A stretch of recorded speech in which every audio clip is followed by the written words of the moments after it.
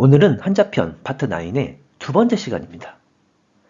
이 채널에서는 독학으로 일본어를 공부하시는 분들을 위해서 저희 한일 부부가 한자의 모양을 세분화한 후에 스토리텔링을 이용함으로써 일본 한자를 최대한 쉽고 효율적으로 해설해드리고 있어요. 독학으로 공부하는 대부분의 분들께서 한자기가 너무나 힘들거나 한자 때문에 골치를 앓고 계신 분들도 상당히 많으실 거예요. 하지만 오늘 이 영상을 보시게 되면 한자 공부 앞으로는 실패할 일은 없으실 테니까 마지막까지 꼭 시청 부탁드릴게요. 그럼 바로 본론으로 들어가 볼게요. 이번 파트에서는 주검시가 쓰이고 있는 24개의 한자를 소개해 드릴 예정인데요. 지난 시간에는 이 주검시에 대해서 자세히 소개를 해드렸고, 또한 개별 한자에 대해서도 4개를 이미 소개해 드렸어요. 따라서 이 영상이 오늘 처음이신 분께서는 이전 영상을 함께 시청해 주시면 훨씬 더 효과적인 한자 공부가 가능하실 거예요. 그럼 오늘은 새롭게 4개의 한자에 대해서 소개해 드리도록 할게요. 지금 오늘의 주인공인 4개의 한자들이 보이고 있어요. 그런데 가장 먼저 모든 한자들 속에 지난 시간에 설명해 드렸듯이 사람이나 몸을 의미하는 한자인 주검시가 쓰이고 있다는 점을 확인해 주세요. 그리고 오늘 한자들의 특징을 보니까 이 첫 번째 한자는 두 번째 한자에서도 쓰이고 있고 또한 세 번째 한자에서도 쓰이고 있네요. 그럼 이러한 특징들을 참고하면서 오늘의 첫 번째 한자부터 소개해 드리도록 할게요.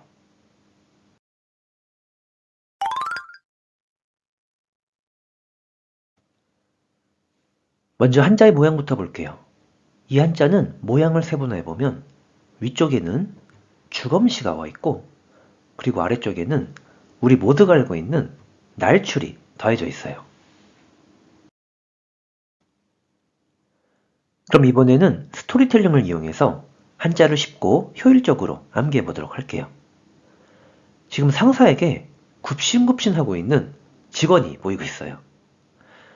근데 셀러리맨의 비애일 수도 있겠지만 내 몸이 출세를 하고 싶다면 때로는 자신을 굽히는 것도 필요할 수 있겠죠? 자, 그럼 문제입니다. 이와 같이 내 몸이 출세를 하기 위해서는 때로는 자신을 뭐 할 필요가 있나요? 정답은 굽힐 필요가 있겠죠?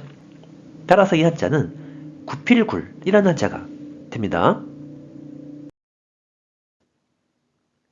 그럼 이번에는 굽힐굴에 대한 일본어 발음을 원어민 발음으로 확인해 볼게요. 먼저 뜻으로는 발음이 없고 음으로만 靴 라고 발음해줘요. 그럼 먼저 대표적인 음도어휘를 몇 가지 소개해 볼게요. 腹痛 불굴의 정신 할 때의 불굴이 되고 다음에는 卑屈 너무 비굴한 거 아니야? 할 때의 비굴이 되고 다음에는 退屈 우리말로는 퇴굴로 읽히는데 한자 공부처럼 지루하고 따분함을 의미하는 어휘가 돼요. 그럼 이번에는 이 타이쿠츠를 가지고 일본어 예문도 한 가지 만들어 볼게요. 漢字の勉強ほど退屈なものはない。漢字の勉強ほど退屈なものはない。 한자 공부만큼 지루한 것은 없다 라는 문장이 됩니다.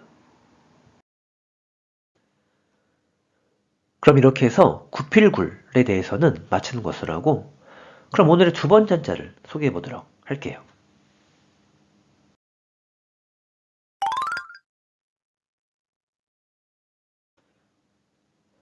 먼저 한자의 모양부터 볼게요.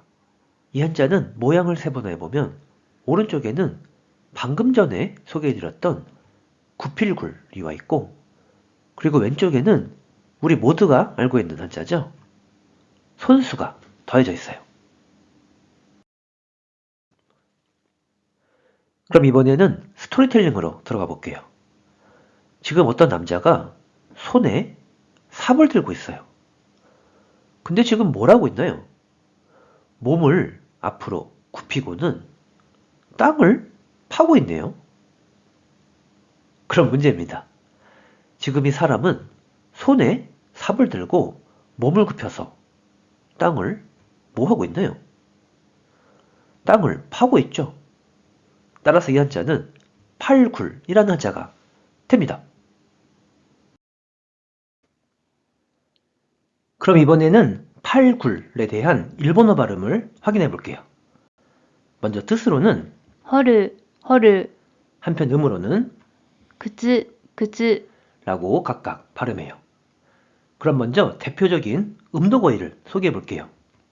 発掘、発掘、 유적을 발굴하다 할 때의 발굴이 되고 다음에는 採掘、採掘、 광산을 채굴하다 할 때의 채굴이 되고 다음에는 掘削、掘削、 굴삭이라는 어휘가 돼요. 그럼 이번에는 훈도거의를 사용해서 일본어 예문도 한 가지 만들어 볼게요. 堀さんの犬は穴を掘るのが大好きだ。堀さんの犬は穴を掘るのが大好きだ。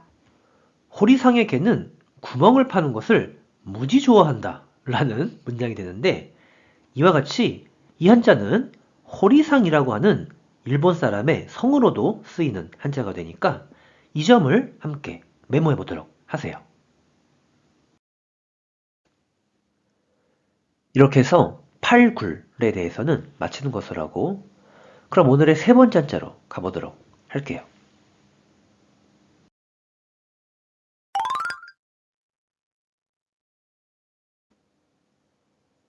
먼저 한자 모양을 세분화해 보면 아래쪽에는 첫 번째 한자와 두 번째 한자에서도 등장했었던 구필굴이 와 있고 그리고 위쪽에는 구멍혈이 더해진 형태예요.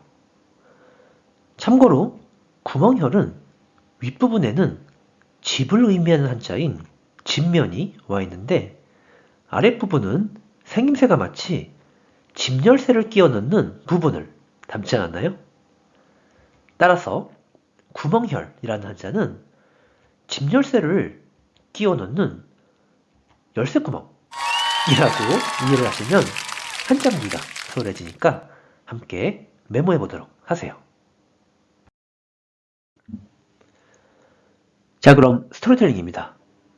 지금 입구에 커다란 구멍이 나 있는 동굴이 보이고 있어요. 그런데 점점 안으로 들어갈수록 구멍이 작아지기 때문에 결국은 몸을 굽히고 들어가죠. 자, 그럼 문제입니다. 이와 같이 구멍 속으로 몸을 굽혀서 들어가는 곳이 어디인가요? 정답은 굴이죠. 따라서 이 한자는 굴굴이라는 한자가 됩니다. 그럼 이번에는 굴굴에 대한 일본어 발음을 확인해 볼게요. 먼저 뜻으로는 발음이 없고 음으로만 靴、靴、 라고 발음해줘요. 그럼 먼저 대표적인 음도거의를 소개해 볼게요.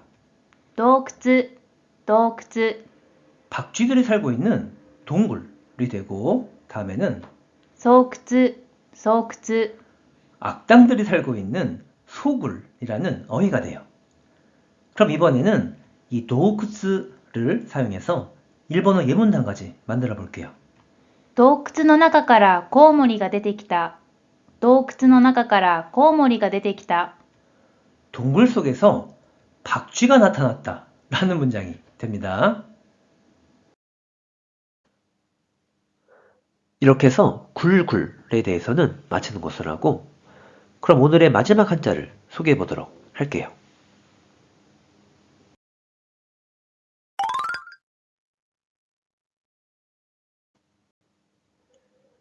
먼저 한자를 세분화해 보면 위쪽에는 사람이나 몸을 의미하는 한자인 주검시가 와 있고 그리고 아래쪽에는 말미암을 유가 와 있어요. 참고로 말미암을 유는 밭전에 이하이가 더해져 있죠. 따라서 말미암을 유는 밭으로부터 벼이삭이 말미암다 라고 이해를 하시면 한정기가 수월해지니까 함께 메모해 보도록 하세요. 그럼 이번에는 스토리텔링입니다. 지금 어떤 여자분이 혼인신고를 하려고 동사무소를 찾아왔어요. 근데 이처럼 몸에 말미암은 사항에 변동사항이 생기면 우리들도 동사무소에 그 사실을 이르러야 하죠. 자, 그럼 문제입니다. 이와 같이 몸에 말미암은 일에 변동사항이 생기면 동사무소에 뭐 해야 하나요? 그 사실을 이르러야 하죠. 따라서 이 한자는 이를게 라는 한자가 됩니다. 자, 이 한자는 뜻으로는 届く、届く、 또는 届ける、届ける、 라고 발음하고 한편 음으로는 발음이 존재하지 않아요. 따라서 일본어를 공부하는 관점에서는 우리말의 음독은 과감히 잊어버려도 좋겠어요. 자, 그럼 훈독어휘를 사용해서 예문을 몇 가지 소개해 볼게요. 母から手紙が届く、母から手紙が届く、 엄마로부터 편지가 도착하다 라는 문장이 되는데 이와 같이 도독구는 자동사로 쓰여서 도착하다, 이르다 라는 의미를 지니게 되니까 이 점을 먼저 메모해 보도록 하세요. 그럼 다음 예문으로 가볼게요. 友達にプレゼントを届ける、友達にプレゼントを届ける、 친구에게 선물을 보내다 라는 문장이 되는데 이와 같이 도독해로는 타동사로 쓰여서 보내다, 이르게 하다 라는 의미를 지니게 되니까 이 점도 함께 메모해 주시면 좋겠습니다. 이렇게 해서 한자편 파트 9의 두 번째 시간을 함께 봤는데 어떻게 일본어 한자 공부에 도움이 되셨나요? 그럼 간단하게 오늘 소개해드린 한자에 대해서 내용 정리해 볼게요. 먼저 첫 번째 한자는 내 한 몸을 출세 좀 해보려고 몸을 굽힌다고 했었죠. 그래서 굽힐굴이 되었고 뜻으로는 발음이 없고 음으로만 구츠, 구츠로 발음한다고 했어요. 두 번째 한자는 손에 삽을 들고 몸을 굽혀서 굴을 판다고 했었죠. 그래서 팔굴이 되었고 뜻으로는 호르, 호르, 음으로는 쿠츠, 쿠츠로 각각 발음한다고 설명드렸어요. 세 번째 한자는 구멍 속으로 몸을 굽혀야만 들어갈 수 있는 곳이 굴이라고 했었죠. 그래서 굴굴이 되었고 뜻으로는 발음이 없고 음으로만 쿠츠, 쿠츠로 읽는다고 했어요. 그리고 마지막 한자는 몸에 말미암은 일을 동사무소에 이른다고 했었죠. 그래서 이를게가 되었고 뜻으로만 발음을 하는데 자동사로는 도독구, 도독구, 한편 타동사로는 도독해르, 도독해르로 각각 읽는다고 설명드렸어요. 이렇게 해서 한자편 파트 9의 두 번째 시간을 마치도록 할게요. 오늘도 일본어 공부 수고 많이 하셨고요. 이 영상이 오늘 처음이신 분께서는 한자편 파트 1부터 파트 8도 함께 시청해 주시면 훨씬 더 효과적인 한자 공부가 가능하실 거예요. 자, 그럼 다음 시간에 다시 만나도록 할게요. 소리자, 맞다네.